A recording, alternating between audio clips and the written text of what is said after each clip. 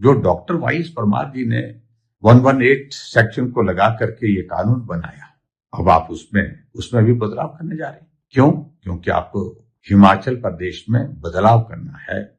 बदलाव यानी कि आप हिमाचल प्रदेश को बेचना चाह रहे हैं। और मैं बड़ा स्पष्ट कह रहा हूं, भारतीय जनता पार्टी ऐसी किसी भी मूव का विरोध करेगी। विधानसभा के अंदर भी, विधानसभा के बाहर भी आंदोलन करना होगा तो आंदोलन भी किया जाएगा। ये हिमाचल वर्तमान में कांग्रेस पार्टी के नेतृत्व के हाथों सुरक्षित नहीं है, ये पूरा हिमाचल प्रदेश महसूस कर रहा है। इसलिए मेरा मुख्यमंत्री से इस बात के लिए बार बार आग्रह है कि आप पूरा विचार करें, ऐसे कदम ना उठाएं जिससे हिमाचल प्रदेश के हितों को बेचा जाए। जैसे हिमाचल प्रदेश ऑन सेल के एक नहीं अनेकों उदाहरण, टूरिज्म के 16 यूनिट बेचने के लिए तय कर दी हैं, किसी बीच में किसी बाधा के कारण रुके पड़े हैं, अन्यथा उनकी तैयारी चल रही है।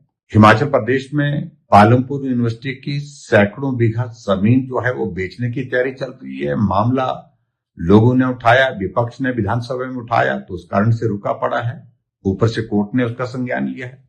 अब यहां नहीं रुक रही है, अब आगे बढ़कर के धारा 118 यानी कि सेक्शन 118 को भी उसका सरलीकरण करने की बातें की जा रही है। और सरलीकरण ईज ऑफ डूइंग बिजनेस के नाम से की जा रहा है। बहुत सारे अधिकारी हैं जो इस तरह की सलाह देते हैं, हमें भी देते थे, लेकिन हमने उनकी बात नहीं मानी। लेकिन वर्तमान सरकार तो है वो किसी पॉलिटिकल नेतृत्व से नहीं चल रही है। अगर सरकार चल रही है तो कठपुतली बन गई है कुछ अधिकारियों के हाथों में, और संभवतः वही अधिकारी सलाह दे रहे हैं। इस 118 को डाइल्यूट करना चाहिए, इसमें अमेंडमेंट करनी चाहिए, और उस दिशा में सरकार आगे बढ़ी है। और मैं इतना जरूर कहना चाहता हूं कि हिमाचल प्रदेश में अगर डॉक्टर वाई एस परमार जी ने अगर ये सेक्शन 118 को एक्ट के रूप में लाया था, तो उसकी वजह यही थी कि हिमाचल प्रदेश की जमीन के मालिक हिमाचल के लोग हैं। लेकिन अब सुक्खू जी के नेतृत्व में जो सरकार बनी है, उनकी एक आदत बनी है कि जो फैसले कांग्रेस पार्टी की सरकार ने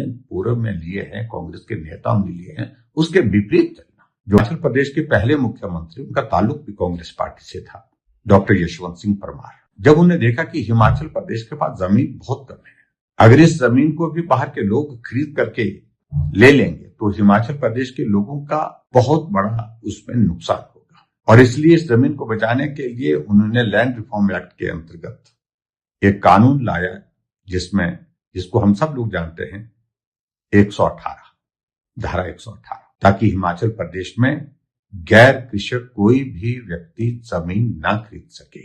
और वर्तमान सरकार को लग रहा है कि ये एक बहुत बड़ी बाधा है। हिमाचल प्रदेश में प्राइवेट सेक्टर का इन्वेस्टमेंट लाना है तो उसके लिए इस बाधा को हटाना चाहिए।